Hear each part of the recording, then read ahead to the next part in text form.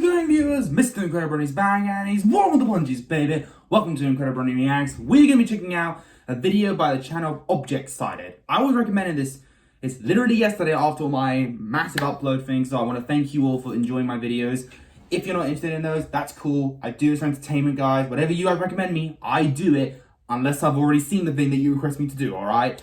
However, there are a couple of things I've been requested to do, and I'm only going to be doing 2 of them today, because one of them I'm afraid I've already seen. And to the person recommending me the one of checking out every Team Fortress 2 character, meet the team, I've seen that video multiple times, because Team Fortress 2 is an amazing team, and I think it's a really funny series on the internet, really. I've seen a lot of videos dedicated to them, with the soldier, the scout, the spy, the engineer, the medic, the heavy, everyone. I love all of them. They're all hilarious. My favorite video is the one where Heavy sings the sandwich song, which is like a Pinkie Pie version. It's kind of like when Pinkie Pie sings the cupcake song. It's really funny, honestly. But I also love the one where the spy's like, seduce me! So, I'm sorry, I've seen that video, I'm afraid. However, this video I have not seen. This one is a theory, some sort of like theory video by Objectsided, like I said, about Bubble apparently being fake, which intrigued me. So I'm going to check it out and let's see how it goes. Also, if you're watching this Captain Goomba or Christian Wright, look, I got a Henry Stickmin collection t-shirt. Look at that. Beautiful, isn't it? Anyway, let's get into this. 1, 2, 3, react. I've binge-watched the whole BFDI series from start to finish multiple times. Good for you. This doesn't completely surprise me, because once you start watching an episode, there's no turning back. But that is true. To say that I'm I very was hooked. surprised, kind of shocked at how people manage to ignore key parts of the show's storyline. And just I move on listen, with their just not all the day. So time. today, I'm here to figure out what the heck is going on with Bubble. Bubble. I mean, Bubble's awesome. What do you mean she's fake exactly? Intrigue me, please, Objectsided. I want to listen. Also, thank you, Hypercrystal, for the amazing community post you did of shouting out at me. That's really cute. I love that. Your content is amazing, and thank you for, yeah, that was really nice. So let's do this.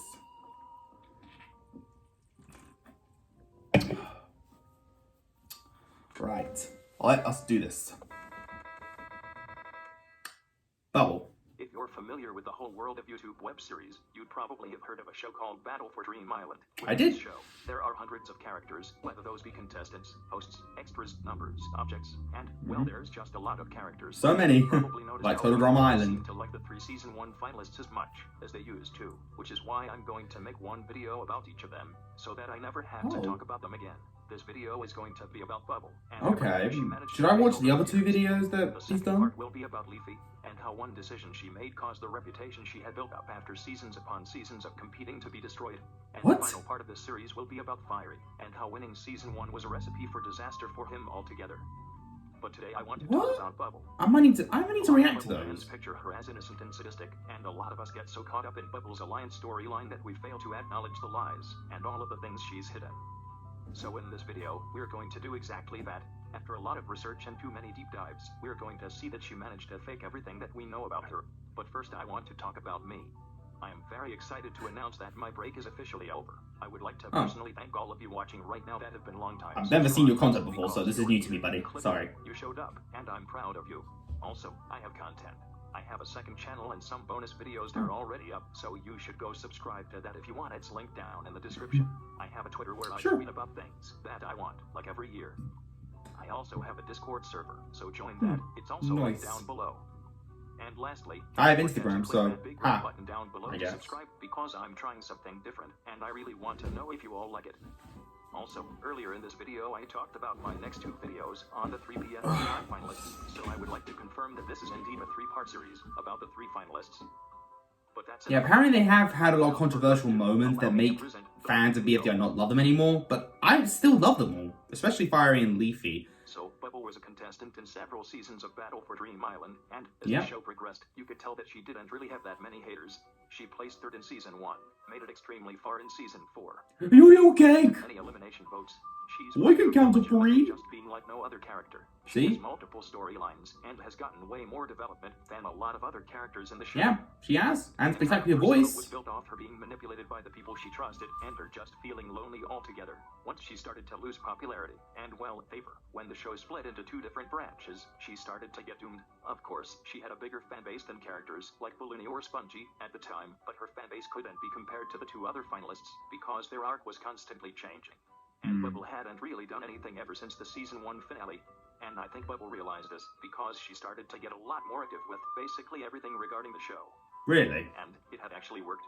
In BFB 20, she was the most voted contestant on her team, which was filled with fan favorites, so she got the indication that she had finally come back. Was the episode where we learned that Leafy's a masochist? And because of this, she would reveal something about herself that she was never supposed to say. And so that brief history of her past is what brings us to the exact moment she ended her persona of being manipulated and What does she and say? for some reason isn't being spoken about that much in the OSC end. That's because it was one line, with no specific reaction from the other contestants, and it wasn't placed in a key part of the episode.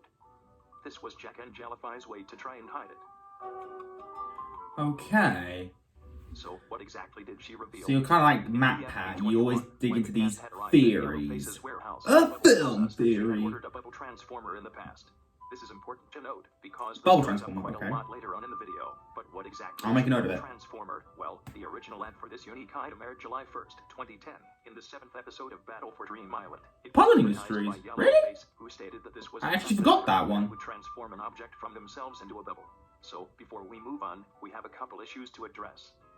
First of all, in the episodes before this commercial, the viewing audience saw Bubble as a bubble, and not some other object. But Bubble did in fact use it to transform herself into a bubble. Then how exactly did she get her hands on this item at least 7 months before it was released to the public? But she's Secondly, easily Bubble did in popped fact though, buy it so once she was is a Bubble bubble. in July 2010.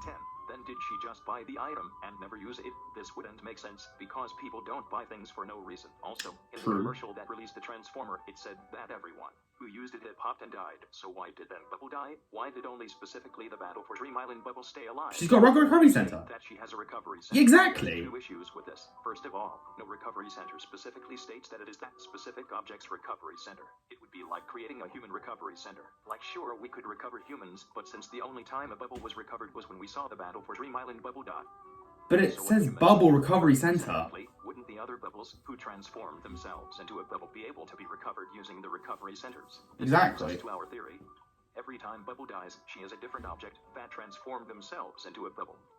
Every time Bubble dies, the bubble that comes out is a different object that used the bubble transformer on themselves and is pre-programmed to know how to participate in Battle for Dream Island. Before you say this is absolutely crazy, it can make sense. We are meant to think that these characters have been designed to compete in Battle for Dream Island, and that they are the only object of their kind, with no family. Within these characters, there is no talk about other objects like them or family of any sorts, other than Teardrop's family reunion. When it rains, Oh, Teardrop is good different one. than everyone else. This is my advancement on this theory. I believe that within Boyki, or just the Battle for Dream Island universe, only one living object of a specific object's kind can exist at a time. Here's why I say that. We've never seen 2 specific types of the same object exist together in BFDI even. If the same That's species true. exist together, then each different object would have at least one difference, allowing this rule to work. Now, I'd just like to clarify something. Okay. When I say that only one object can exist at a time of the same species, I'm talking about living, like being able to move around by themselves, having limbs, or being able to speak, not just existing, as we've seen different leaves in BFDI as well as Leafy the contestant. So Yeah. my official theory is that every time Bubble dies, she is a new object that used the Bubble Transformer, but hey, that's just a theory.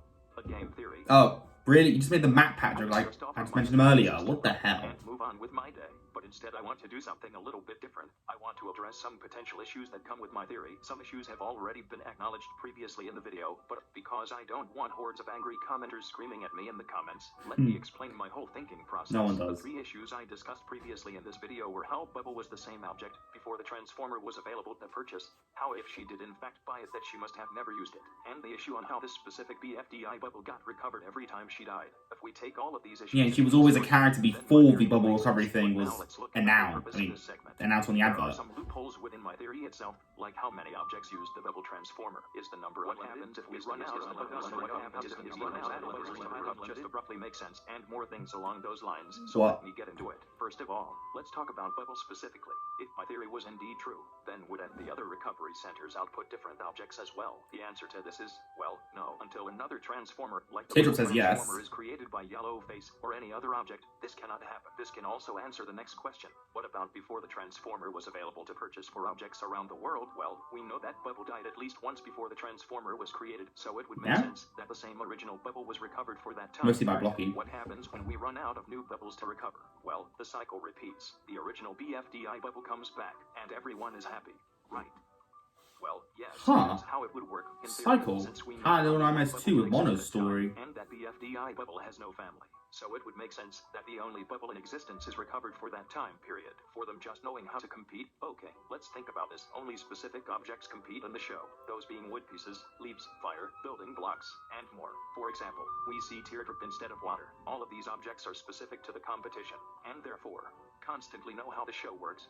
Announcer coming to these contestants, and starting the show was obviously planned, and all contestants immediately got interested in the prize and kind of reset their whole object in a way. Secondly, bubbles can hear the competition, and the contestants talking even when they are dead. For proof, in episode 3 of Battle for Dream Island, Madge pops Bubble, and Pencil asks Madge why she killed her. Bubble is recovered after Pencil states this, and responds, and the only way she could have hurt Pencil is if my theory was correct. Using this, all these bubbles can... Wait, she heard him... with everything. Oh!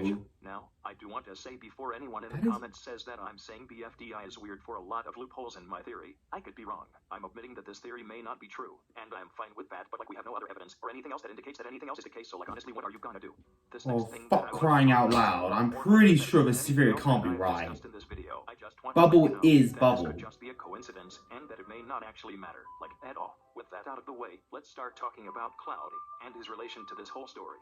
So, the reason why he's being mentioned at all is because he actually had a bubble transformer in his collection along with other products from Yellowface's warehouse. The easy answer to this is that he just bought one from Yellowface, like he has with all of his other products, since he loves to collect things and Cloudy has no wrong intentions. Or does he does. See, within Battle for Dream Island, characters have so much room to change their personality and how they act around other characters, but that also comes with the risk of getting eliminated right away. Irrelevant characters get eliminated for being rude, and the nice characters in the sidelines stay until the finals. Another problem is that good-intentioned characters become evil. For example, Leafy. All she wanted to do was help people, but as she was trying to help people, she started to not realize what she was actually putting off into the world, but that's a story for another time. But yeah, that's the basis of the problems with... I kinda need to watch the other videos. So this does not excuse the fact that Cloudy could have easily sabotaged Bubble in some way. Another possibility is that Bubble gave the transformer to Cloudy to keep, since Bubble was too afraid to keep it. But there's not much more that we know about Cloudy and the transformer, so I guess this will remain a mystery.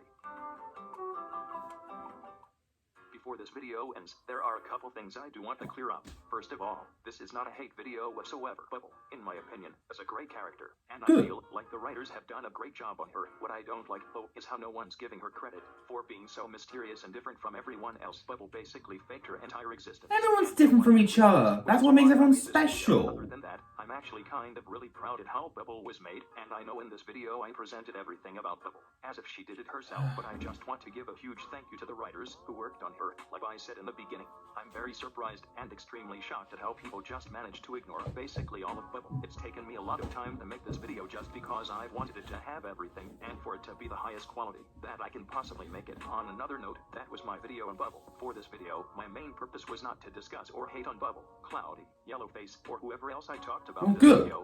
Just the weirdness of Battle for Dream. Not what I expect anyway. I really like the juxtaposition of she might be faking everything, but she might also just, like, not be faking anything.